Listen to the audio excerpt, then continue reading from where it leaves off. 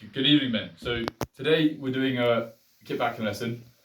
Before we get into it, I'm going to give you a bit of a reason why we do these things, why we need to be able to survive in the winter and the cold, why we need to be able to do that. It's no real schizophrenic, I hate the Antichrist reason. Okay, yes, that's a good reason on the face of it, but really it sets you free. Ultimately, it sets you free from the infrastructure that we're dependent on. It's not a masculine thing to be dependent on anything or anyone. You want to be totally free in that sense. The only thing we're subservient to is obviously God. In the same sense, we had the evolution talk yesterday. That sets you free from the whole modern scientific, I can make up my own rules approach to life. Yeah. So that's why we need to be able to do this. If not for the fact that it might not be that it gets so bad in our times that we need to employ this in anger, but at least learn it out of a sense of charity that you can pass it on, if not to strangers, to your own children, because who God knows what type of times they're going to live in. Okay. It's a good skill to have. I don't think anyone can disagree with that. So without further ado, we'll get into it. The contents of this will basically be, I'll go through what each piece of kit is, what role it plays, how significant it is, and might give you an idea of price, but that varies. We'll then go into how to actually condition this, pack it into your Bergen and whatnot, so that's useful. This will be aimed mainly towards the camp taking place December this year, 2022 in Durham. But this can be taken for pretty much any expedition you go on. But this being the northeast of England in the middle of winter, it's going to be aiming towards that kind of condition and environment. So I'll begin with the Bergen itself, because this is kind of one of the main things. So what I've got here, due to my credentials, my background, I won't go into those, so just ask someone what I do. This is something I bought myself. It's an expensive bit of kit. It's at the higher end of the scale. This was probably cost me about 200 quid. It's a short black Bergen with pouches, admin pouches on the front, and it's got a floating top flap, crucially. So what I mean by a floating top flap is it opens and closes like a lid, yeah? And you can clip this in, yeah? You can buy them that you can attach it onto Bergens that don't have a top flap, but ideally to have ones like this, it's good. Now why is this good? Because it means that the Bergen can either be this small or it can be this big, yeah? So you can fit those kinds of things in. Also, if you're ever taking anything like, you need to collect firewood, you can easily attach it underneath there. So once it's full, it'll make more sense. But top flaps like this, with a lid, they're very useful. You notice also, it's quite wide, like this. Like that's a massive, I can stand in there if I wanted to, or put a small child in there. Not that I'm going to actually put a small child in there. But it makes your admin easy. You're not having to like absolutely Mike Tyson, whatever you've got into the bag, like you get with those really short, tall, skinny walking bags that you often get in your mountain warehouse and whatnot. I find them a nightmare.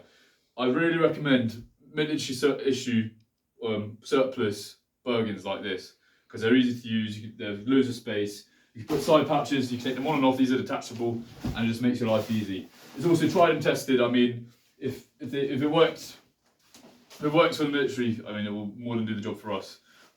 Good straps as well. These aren't going to break. They distribute the weight quite well, which you don't often get with civilian brands. If you've got one of those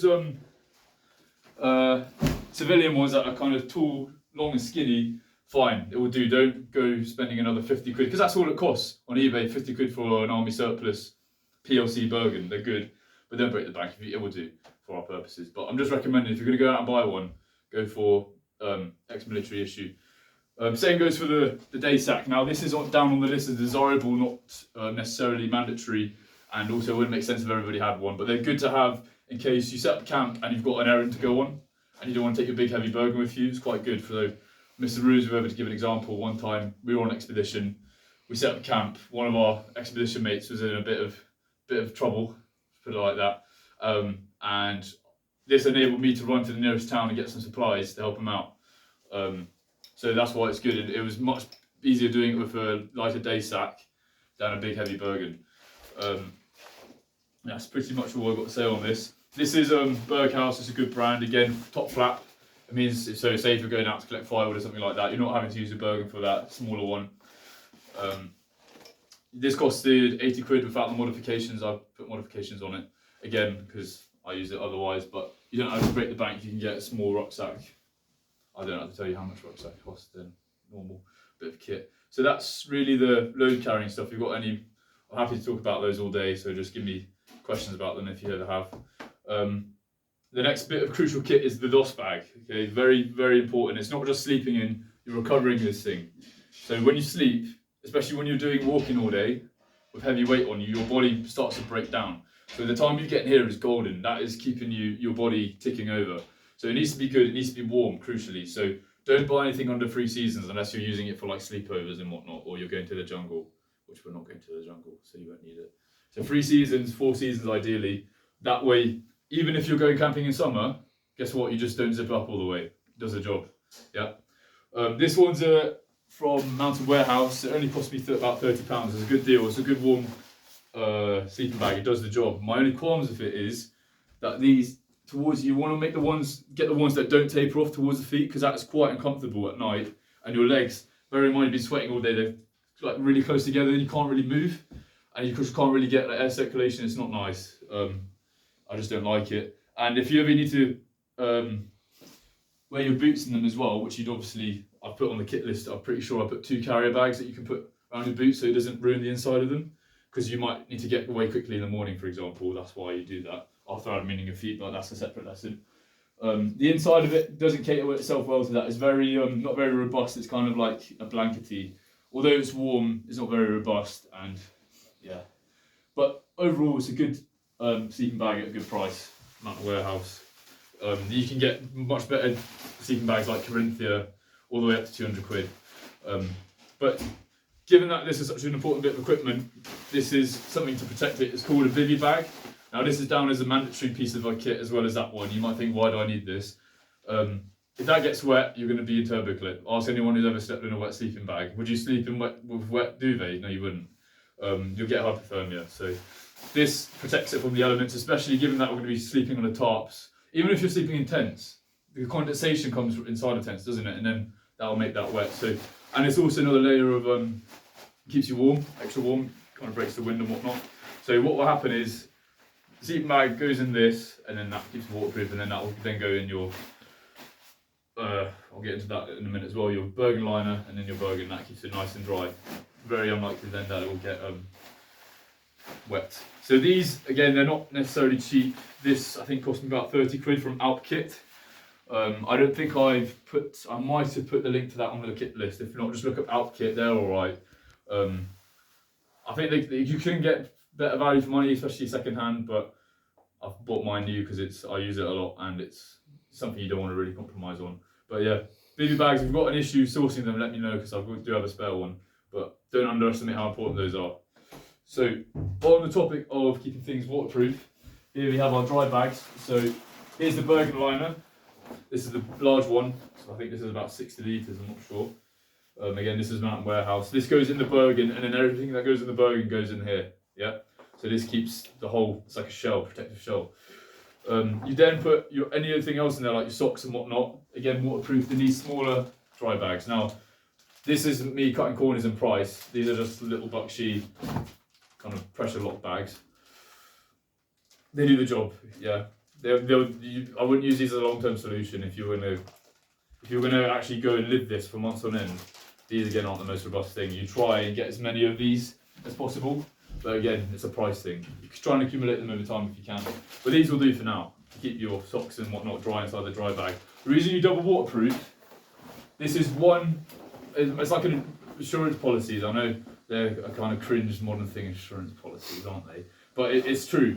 If this breaks, then if you don't have any second dry bags, everything else is kaput, basically, it'll get wet. Case in point, I think this one does have a tiny minuscule hole, but it's not big enough to be a massive problem.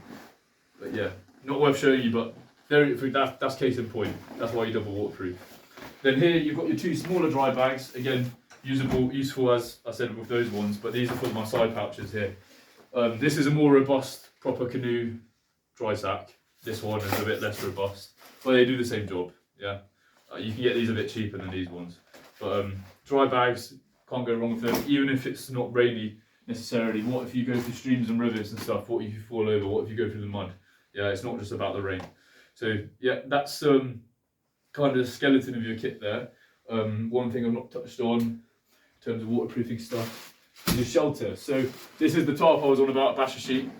You can get these second hand, again, military surplus, can't go wrong with it. About 20 quid.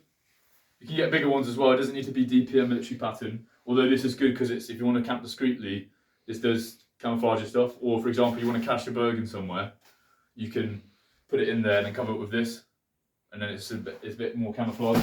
And how many people can go in that? So this comfortably two, you could fit 3 if you cozy up, but you've got to really set up your shelter well then, because if you don't set that up well, the water can kind of come in easier. So there's some skill with that, but yeah, you can get 3 in there at a push. You can get bigger ones though. I know Matthew Taylor has a bigger one that you can probably get 4 or 5 people under, but that's a good size and it's good weight as well. Bear in mind, this is all adding up. This looks like a lot of kit to carry around, doesn't it? So I wouldn't necessarily bring everything here. For example, the warm kit and stuff, but we'll get into that in a minute. So yeah, another crucial bit of kit, not just for shelter. If you ever need to do a nav check or change your map from the map case, where you get exposed to the elements, put that over you, boom. Or say you do a nav check and for some reason you don't want your light to be seen, you put that over you and then the light's less visible. Where it's a light shelter basically. Then obviously you're going to need your tent pegs and your bungees here. They do what they say on the tin, they're tent pegs and bungees. I would say with the tent pegs, make sure they're robust. So I've got these nice, what do you call them, luminous ones so you can't lose them. Also they're not very bendable. The ones that are bendy, they're not, yes they might be cheap but they're not long-term investments. They'll be looking like paper clips within no time. So it's worth, I think, spending a bit more money if you're going to be serious about camping on buying those more robust ones. Now my bungees, I've got these little small ones, I've got 4 of them. The reason there's 4, because the minimum you really need is 2 to set up. So 2 of these between 2 trees and in theory you're good to go. But obviously we're constrained by forests and whatnot, so sometimes the trees are bigger, you need to wrap 2 around a bigger tree, or you might want to prop up the middle. Well, you'll see in a second, if you have like a sheet, you can prop up the middle, put it up more, but we'll do a lesson on, shelter building later. But yeah, bungees like this, make sure they're robust. They can come in any colour, but I think these are good because it kind of goes into the whole subdued colours theme. But we're not here to be, we're not exactly setting up an observation post. It can be any colour, really, as long as it does the job. Then roll mat, this again, don't compromise on. You might be thinking, what's this? This can't be a roll mat. It doesn't look very rolly. Well, it's a fold up one. These are good because they can just slide into your Bergen and then you don't need to attach it on the outside or anything. Keeps it dry and whatnot. Also fairly light, fairly flat, but then equally insulating. It's good. These are German, I think they're called German Army roll mats, about 20 odd quid. So they're not cheap. These ones, the actual roll mats are a bit cheaper. Caramel will do some good ones. I do have the other one upstairs, but you can imagine what a rollable roll mat looks like. That's where the bungees come in useful as well, because you can use that to attach stuff like roll mats to your kit. So there you go. So we've done shelters, low carriage, waterproofing. Next thing we're going to get onto is the clothing. So we'll start from the bottom up. So boots. You've got the boots I'm wearing now. These are Altberg Tandem boots. They're not the most robust in the world, but they're kind of lightweight. They're almost between a trainer and a boot, which is why I like them, because you can run quite fast in them and you get a decent amount of ankle support. So I wear them on a certain motorised vehicle that I drive because I can get my feet in the gears quite easily.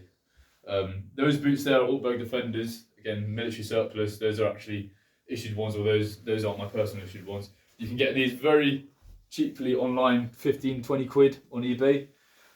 These are great. They're all round. They're in terms of protecting your ankles for ankle support. They're nice and thick soled, so you can dig up things quite easily, do manual labour easily. They're warm. Your toes aren't going to get cold in them. You're not going to get injuries in them. So they're great. They're good boots. I'd avoid the civilian ones. Often come with synthetic stuff attached to it. They're not very well waterproof. All you need is leather protected by polish. At the end of the day, that's all you really need. Next thing, socks. So really all you need is basic walking socks. Don't wear ankle socks or dress socks, anything like that. These are Caramel ones again. I wear these almost every day. They've never failed me. Even in the days when my feet are quite beaten up now, so I don't really suffer with blisters too much, but even the days when I used to building up the skin on the bottom of my feet, those were quite good. If you want to go at upper end of the scale, these are Keeler socks, a bit longer, a bit warmer, a bit more robust. But just so you know that those are there. Something you might not encountered before is waterproof socks or seal skins. So these are great. Gore-Tex socks, sorry. These are great because they're waterproof socks. Don't wear them actually hiking though. Therefore, when you finish your hike and you're in camp, you put these on. It dries your feet out and it will also dry your boots out. A good bit of kit, underrated. I think these are awesome because obviously at the end of the day, your feet are the most important part of you. So that's footwear. I think I've hit everything on that. The next thing would be trousers. So over here you've got 2 walking trousers. So for the camp you're going to need 2. You need a dry set and a wet set. So these are pretty cheap Caramel walking trousers. Again, I'm dropping Caramel quite a lot here, but they do pretty cheap but reliable kit. These are a bit heavier ones, so a bit warmer in the winter and whatnot, a bit more robust to tearing and whatnot. And then you've got these basically the same, but they're lighter. They've got good pockets on them for your compasses and whatnot, and they've got a belt. These are good because you don't want your trousers falling down constantly. It's a nightmare when they do that. And also when you think you're walking for quite some time, you're going to lose some weight. You're going to want to tighten that belt. Otherwise, again, you're going to have that problem of trousers falling down. So bring 2. It doesn't really matter if, ideally have one thick, one light, if you've got that option, because then you can change it. It doesn't really matter which one's wet or dry, as long as one is designated as wet, one is designated as dry, because they will get wet at some point, and you want a dry set to change into. You've got Gary trousers there. By Gary trousers, I mean Gore-Tex trousers. They're not an essential bit of kit, in my opinion. Some people disagree. They're good for if you're going to be stood somewhere and it's absolutely bucketing it down, or if you're crossing rivers and stuff like that. But really, if you're going to get wet and walking at the same time, you're going to dry out. So if you're not got the money to spend, don't worry about them for this camp. You'll be fine. What you will need though is a good, robust rain jacket, because obviously this is where your vital organs are. You don't want that getting wet and cold. Sorry. So this is just the one I've had for years. Berghaus. They're another good brand for waterproof stuff. It's warm as well. It's pretty windproof. It's got a hood as well, crucially. Check if it's an old one you've got, just make sure it's reliable, make sure it's actually waterproof and the water runs off it. You can buy sprays that re-waterproof your waterproofs. It's also got pockets in there as well. It's good to store your stuff when you're hiking because you obviously have maps and whatnot, compasses. So that's the waterproof side of things. We've then got, I'm showing you this just so you know it's out there. I wouldn't say go buy a Keeler jacket for this camp, absolutely don't, because again, this is an expensive bit of kit. Good for if you've not got a fire and you're static for a long time, or if you're just static in general. I wouldn't walk in this at all because this is really warm. Equivalent would be like a North Face jacket, but then again, I'm not sure. I've never owned a North Face jacket. I don't know how robust they are. But the good thing about this is warm, it's waterproof, and it's robust. You can bring it on something like a camp, and also a good substitute for well, it's not a substitute for a DOS bag, but it's the next best thing really. What I would recommend instead of that is just your bog standard jumper. You don't need anything wildly complicated. You're going to be walking around all day. Your internal radiator is going to keep you warm. Don't you worry. So in terms of tops, the LSSPN top in terms of walking top is fine. But of course we want a wet and a dry one. So this was getting wet all day, battered by the elements. You want a dry one. So that's why I've got another one here. This is an actual walking top. It's again Montaigne, another good brand. But unfortunately expensive. That's a walking top. It's kind of breathable, dries out quickly, but you don't need to. You can wear your LOS rugby t-shirt if you want. It's fine, doesn't matter. What I would make a point of bringing though is a robust long sleeve top. So this is an German army surplus one from the 80s, I think. It's good because it buttons up, so if this breaks then you can repair it easily with your sewing kit, which we'll get onto. It's long sleeve, so if you ever need to go through bushes and whatnot, it's going to just protect your arms from the elements, from exposure, and it's fairly warm. Does all the way up to the neck as well, to the collar, because you'd be surprised how much the wind gets down your neck on windy days. So that's something I would definitely think about bringing. So clothing, we're not finished yet. Gloves, so we've got contact gloves here. These are just thin gloves that let you still have dexterity, so you're doing your map stuff, but they also protect you from the cold cracking your skin and stuff like that, or bushes, whatnot, same scenarios. They won't necessarily keep your hands like very warm though. what will protect your hands from cold injury is these things, warm wear gloves. Any warm gloves will do if you've got them already, like skiing types, the ones that you wouldn't necessarily do dexterity tasks in. These are very good sealskin ones. They're also waterproof and they're warm. They're great. But again, not cheap, unfortunately. Warm hat. So this is probably the warmest hat in the world. Well, I'm exaggerating a bit. This is and again, Keeler. They kind of look like, I don't know how you describe them, but they have a interesting look about them. But any warm hat will do, but these are the best really. They're waterproof too. And then just a sun hat, a Bakshi one. Any sun hat will do in case it gets very sunny. Just keep the sun out of your eyes if it's a sunny environment. That's pretty much all the essentials of the clothing. All honourable mentions really not essential at all, but cycling shorts as underwear, because they're a bit more robust in terms of hygiene and also they reduce friction and that. But be aware, you might need to buy up a size because they're quite tight. And a travel towel, because if you just come, say you're out on the road for weeks and you come across a situation where you can wash and you want to take it, you've got your towel there, or a river, whatnot. But again, absolutely not essential for this expedition. You might want to bring something similar for the camp itself when you get back to this building. You get dry in that, but just putting it out there, something to consider. So onto the miscellaneous items and cooking equipment. So we'll start from this side with the cooking equipment. All I'm bringing on the camp really, because this isn't going to be a nice lads holiday sort of camp where let's have a big hearty meal and loads of booze at the campsite. That's not going to happen. I'm bringing my metal mug, and that will pretty much be it, and my spork maybe too, with some fuel as well. Because you can cook a small meal in this. You could make like a portion of noodles in this. And so you can cook food in it, and it doubles up as your drink receptacle as well. So it's 2 in 1 and it reduces on weight. If you were going to go on a camp where you're going to be making more sizable meals, that's where mess tins are good. Excuse me.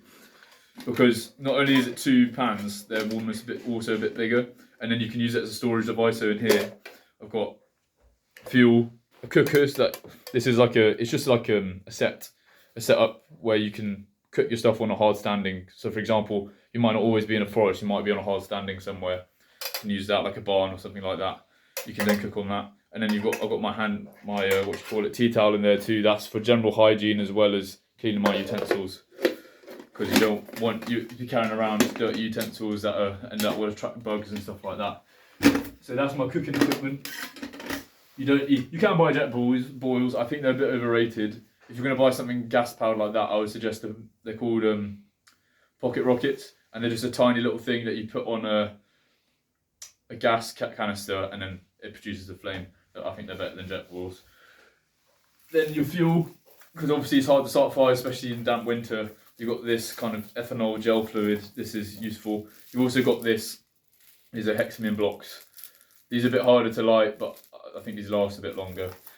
I would suggest using these as your starter fluid, and then using wood that you've collected and taking the wet skin off as your firewood, but again, separate lesson. Okay, so water carriage devices. I'm missing one of my bottles, and here it is.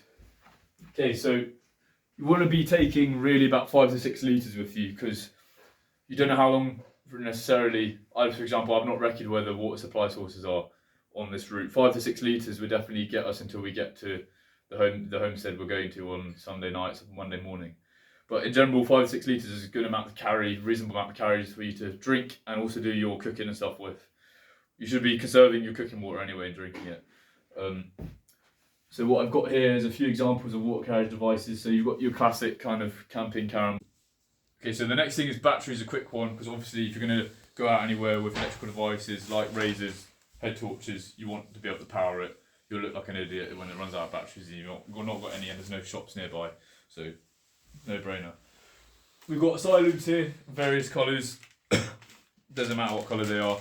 Mainly if you're in a survival situation, you draw attention to yourself.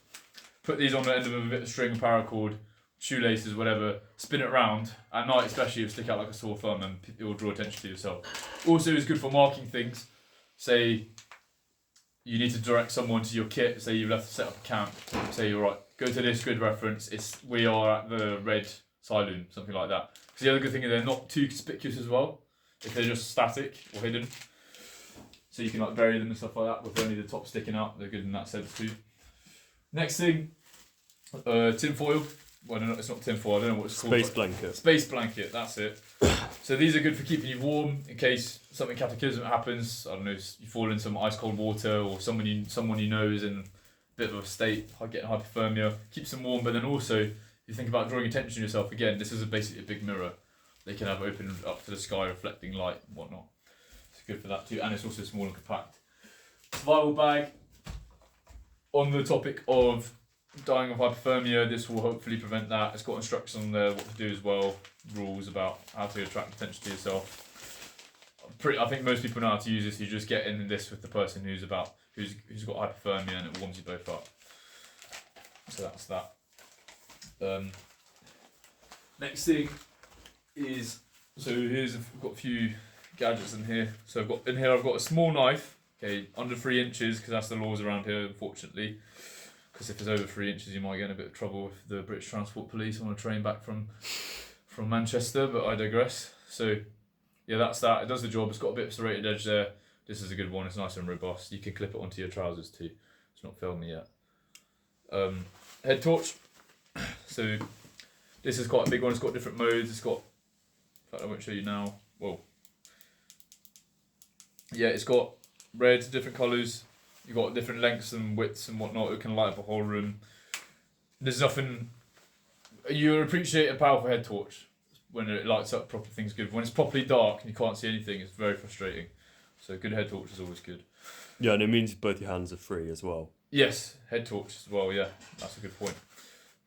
The big torches that you can kind of put down handheld, they're good too. But we're talking about weight efficiency here.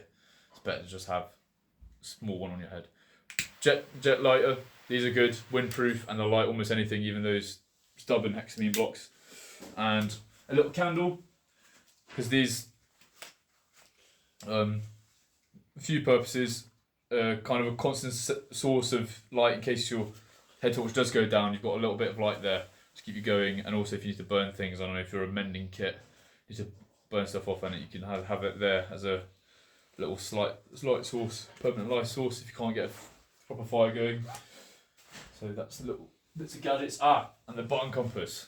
So if your proper compass goes down, and this is quite easy to hide somewhere in your kit, these are good, reliable. Put it on a watch or something, glue it somewhere. Good little cheap, inexpensive bit of kit to have. On the topic of repairing your kit, we've got what we call a housewife here, very base name. But it's essentially just a sewing kit. So in mine I've got, that pen shouldn't be there, but I've got some shoelaces, spare shoelaces, because you'd be surprised how quickly these break. Some needles, obviously, safety pins, and in here you've got spare buttons and threads, stuff like that. And obviously, if you've got a knife, you'd be alright, but sometimes a fold-up pair of scissors is good too. So that's all you need in there. Again, Webtex, they're in the well-known brand. Bit of sniper tape. This is good for taping. So those straps can get very annoying when they're too long. They get caught in things. Tape those up once they're good to go. And also just good for repairing kits. Quite robust, this. Notepad and pen, waterproofed. So why do you need a notepad and pen? I'm just going camping. Well, what if you get given directions by a local and you can't remember it? Okay, write it down, can't you? Drawing maps. What if they don't speak the same language as you? They can draw a map, can't they? Something like that. This is waterproof paper. And then really, the best thing on this to use is pencil. Because ink runs, but if ink's all you got, fine. A pen and a pencil would be good. Because they've both got their uses. Because pen can, you can use them on maps too. Which we're getting onto here. So map case, crucial. If you don't have a map case, you're not a serious hiker, you need one. Because even though you can get weatherproof maps, they're not reliable. Those can sometimes break, then you need to rely on your map case. Then you also want these Lumi pens, because you can write on maps with these and then rub them out with these quickies, these kind of alcoholic wipe sort of things. And then you can redo your work. So yeah, this is a good map case. It's one of those things, once you've bought it forever. You don't need to buy two unless it breaks. They very seldom break. So here are my compasses. It's ideal to have two. If you can only afford one, that's fine. For the purposes of this camp, people can just borrow the same ones. Again, I think this is just a desirable on the kit list. But if you're gonna get them, try and make a protective cover for them. So this is just made out of old roll mat taped together, and then that's pretty protective there. Also, if you're going to do some pretty serious nav over long distances, a naving protractor here, these are good, but we're going to have a lesson on that either way, so we'll explain later. And it all fits nicely in here, and that then fits in a side trouser pocket. And I don't like these. That's a new compass. I don't really like those long threads. But anyway, so you might, on the topic of electrical stuff, you might want to bring your phone for whatever reason. They're just good bits of kit to have. That's where these come in handy. It's a phone case, waterproof phone case, and then you've got obviously your portable charger because you don't want to just rely on your phone's life battery. It also then means if you go in a cafe or somewhere, you can then charge this up somewhere with electricity source. Again, backups. Talking about backups, backup watch. So yeah, Garmin's are great, but you can always rely on the old classic standard Casio. These never really island. These are really good. So, and they're inexpensive, about £5. Attention tool. So ideally, if everyone could have one of these for the camp, that'd be great. Bit expensive, I know. So for now, your dad's trowel from the shed will do, which was just for digging a fly pit. But these are great because serrated edge, they fold up nice and small, and you've got the spade action going on there too. It also folds out into a pick for when you're doing some serious digging. Beware of the brand you get though, the cheap, very cheap Chinese stuff, they break. So beware of that. Hard rations here. So what I mean by hard rations is food that is long life and you're going to eat in emergency when your actual food supplies run out. So in here I've got boil in the bags, which I've acquired through means I digress, I won't go into. So in here you just got enough to keep you going for 24 hours, okay? You also want to, I've got in there somewhere water purification tablets. You can invest in different types of water purification like all life straws and whatnot, but we're obviously not going to need those in Durham for the time being, but they're a good bit of kit to have. So, the last thing, luggage scales, they're good only out of interest to know how much weight you're carrying, so you can assess whether you've packed too much, and also if you want to get into the sport of tabbing. It's a good sport. So that is everything for the kit itself. I think we'll pause the video there, not just yet, and then afterwards we'll do a quick separate video on how to pack it all, so we'll break it up nicely. So that's that.